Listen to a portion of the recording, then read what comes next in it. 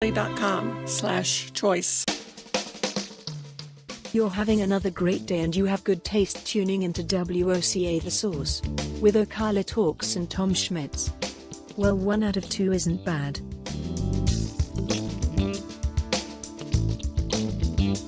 Welcome back to Ocala Talks on a Friday. I'm your host, Tom Schmitz, coming to you from the studios of WOCA Radio here at the International Airport in Ocala, Florida. It's a busy day today. Jets are taking off. A lot of people taking off, landing. It's busy out there today. Mm-hmm. Susan Schmitz is in studio with me. She is every Friday. And she asked a question before we went to break. Ask the question again.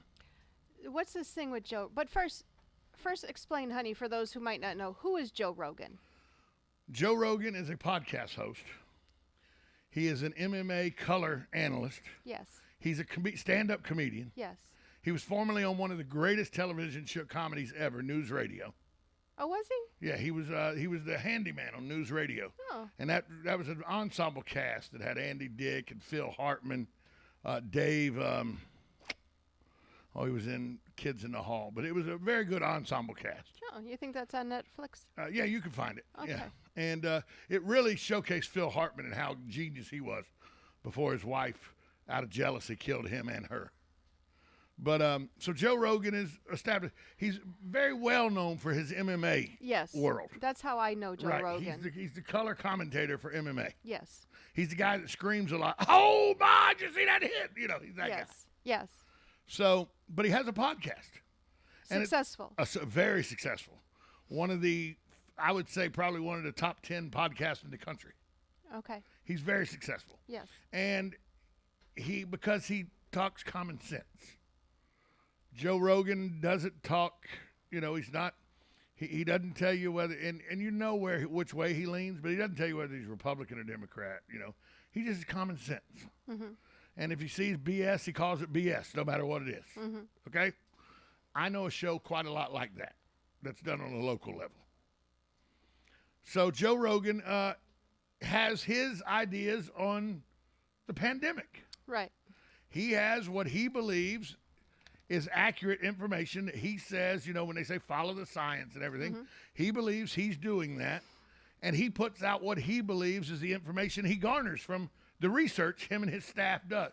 This is not when you're just some guy sitting in his garage. Right. He's got a staff, he's got producers and everything. Right. It's a nationally well done podcast. And he's funded. So he has resources. Well funded. Yeah, he's got resources, he's got people. Millions of followers. Yes. Advertisers. This is well done. Right. So he puts out the stuff he believes is accurate. Correct. Neil Young says it's inaccurate. It's misinformation. And he went to Spotify and said, I'm Neil Young. Either you take Joe Rogan off because he spread misinformation about the pandemic, or I'm taking my music off. You decide. Neil Young, while a very accomplished musician, in 2021, the people that listen to Joe Rogan, the millions of people that watch and listen to Joe Rogan, most of them probably don't know who the hell Neil Young is. And where was his facts to dispute Joe Rogan's? Well, Neil Young says the facts are the CDC and the World Health Organization. Well, and all of that's been... regardless of that, one way or the other. Okay.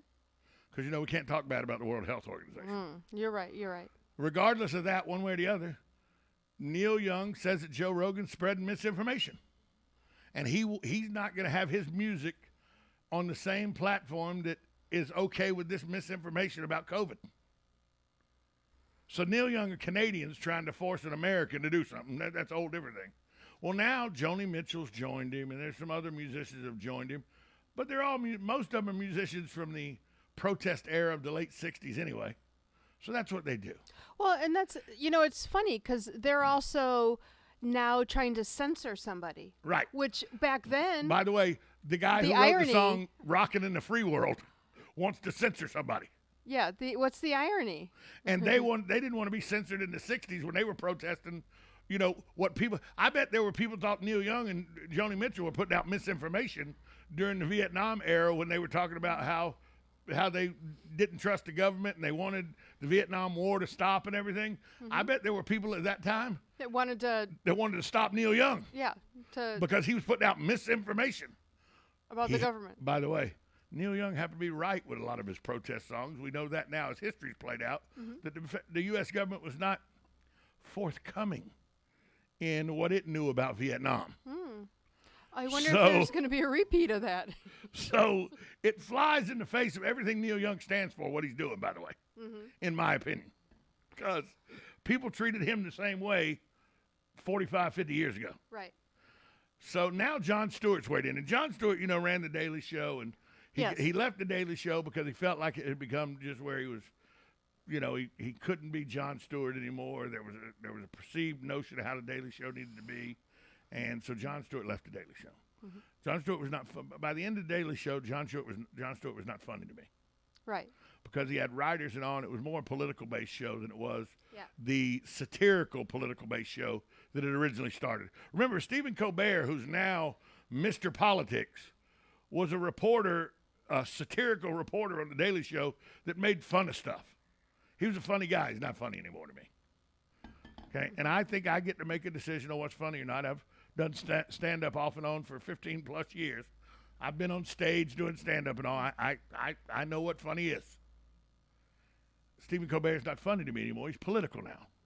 Well, all of that. Well, Jon Stewart's not doing that anymore. So Jon Stewart come out yesterday and goes, look, Neil Young, calm down, Francis. You're overreacting to a situation that if you hadn't done anything, Joe Rogan would have passed. He'd have moved on to another subject. It'd been done. But you keep bringing it back. So people now are flocking to Joe Rogan's show to find out what this misinformation is you're talking about. By the way, Neil Young, they say he gets 60% of his revenue from Spotify. But he'd already sold his library years ago. So Neil Young can do this because that 60% revenue ain't hurting him if he's not making it. I saw a meme the other day said Nickelback threatens to upload more music to Spotify if Joe Rogan doesn't go away.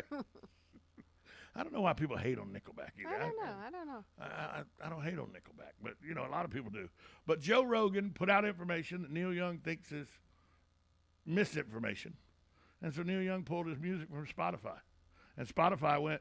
Well, Neil Young said either get rid of Joe Rogan or I'll pull my music from Spotify. So did he pull his music? Oh, yeah, it's gone. Because Spotify goes, it's 2021. You're Neil Young, a rock and roll legend.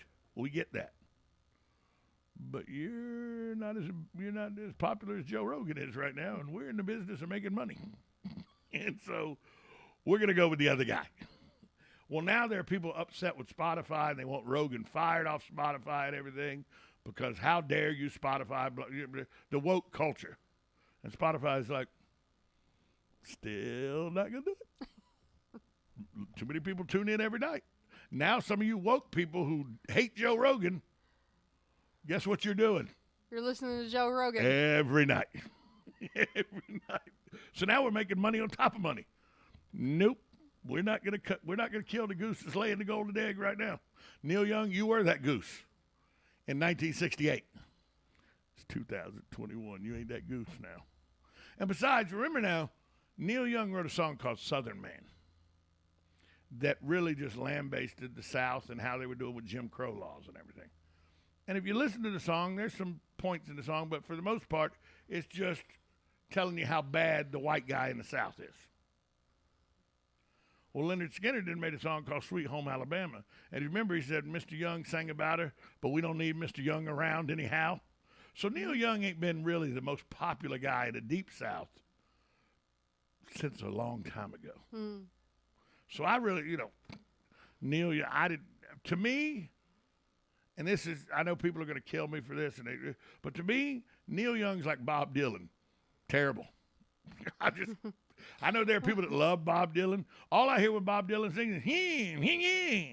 That's all I hear. Well, that's current. Well, that's all I hear regardless. Yes. Neil Young and same thing to me. Same thing to me. Well, I saw a meme on Neil Young that his generation that listens to him doesn't even know what Spotify is. Joe Biden has no idea what Spotify is. Do you realize that Wait, Joe Biden has no idea what anything is. Never mind. Do you realize that I don't listen to Spotify? I know what Spotify is. Well, because you do podcast editing. But Spotify is a music genre and podcast, just like iHeart, just like SoundCloud, just like Apple Music. Yeah. I listen to the radio. YouTube Music. It's a platform. Right. That's all it is. Mm-hmm. And to me, it's not a very good platform. To me, I do YouTube Music because YouTube is owned by Google, and we all know, in my opinion, it's a Google world. Skynet from the Terminator movies is actually Google. So either you get on board with Google, or you end up getting shot by robots later on when they come and fight. I don't know. You know I do Amazon because I got an Alexa in the bathroom, and I'm like, Alexa, play me music. Right. So I don't even use Spotify. So, but there's the Neil Young and Joe Rogan thing on Spotify. Maybe I'll listen to his podcast. It's a pretty good podcast. It's a pretty good. Is Spotify free? Like you can just go on and then you just search Joe Rogan. But you can listen to Joe Rogan on iHeart. You can listen to him anywhere. Anywhere. We got to take a break. We'll be back after this short time out. You're listening to Ocala Talks on 1370 AM, 96.3 FM, WOCA, The Source. Broadcasting from the Ocala International Airport, this is WOCA AM, W242CA FM, Ocala, 1370 AM, 96.3 FM, The Source. USA Radio News with Lance Pry. Already having some of the toughest gun laws in America, President Biden plans to attack the violence in many large cities by increasing gun laws. Say that gun violence is a sea fed by many rivers. Well, I put forward a plan to dam up some of those streams. The president and his attorney general met with New York State and city leaders Thursday to discuss the issue of record-breaking street violence. A large winter storm that has forced schools to close, knocked out power, and massively disrupted road and air travel will continue to hit the central, eastern, and southern United States over the next few days. A Republican National Committee panel moved a resolution forward on Thursday to censure Representatives Liz Cheney from Wyoming and Adam Kinzinger of Illinois for their roles with the mostly partisan January 6 committee. The 168 members will vote on it today in Salt Lake City. USA Radio News. Since 2004, men choose Andro 400 for one reason: results. It has really worked. I've lost 35 pounds. It's just unbelievable. I never lost weight like that easily in my life. Congratulations, Stephen, on losing 35 pounds. Now, listen to Leonard's results. So when I went to my doctor, I was telling him about your product, Andro 400, and he said that it was okay for me to take it. So I started taking it. I just came back from the doctor yesterday. I'm down to 190 from 236, and he told me to continue to doing what I'm doing. Outstanding, Leonard, losing 46 pounds. Guys, if achieving results like losing belly fat, gaining energy, and improving testosterone levels are what you're looking for, then get Andro 400. We guarantee the results. Start today and get free shipping. Go to andro400.com. andro400.com. andro400.com. And look under the sponsors link. Folks, we've been talking. Hey, folks. Now is the time to start thinking about that yard or garden for spring, and that means a visit to Bob Wine's Camellia Gardens and Nursery. And guess what? Those super popular dwarf, ever-blooming red ruffle azaleas are back, and they're still at the same low price, just $3.99 for these hardy beauties. They bloom practically all year long. Other hot items from this week's ad: Bob Wine's famous sun and shade-loving camellias. Prices start at just $19.99, and now during the Camellia Show Spectacular is a great time to get yours. A fabulous truckload sale on citrus trees, including those popular new smaller citrus bushes, starting at only $24.99. For all this and the week's best deals, go to BobWinesCameliaGardens.net, and then come on over during the Camellia Show Spectacular at Bob Wine's Camellia Gardens.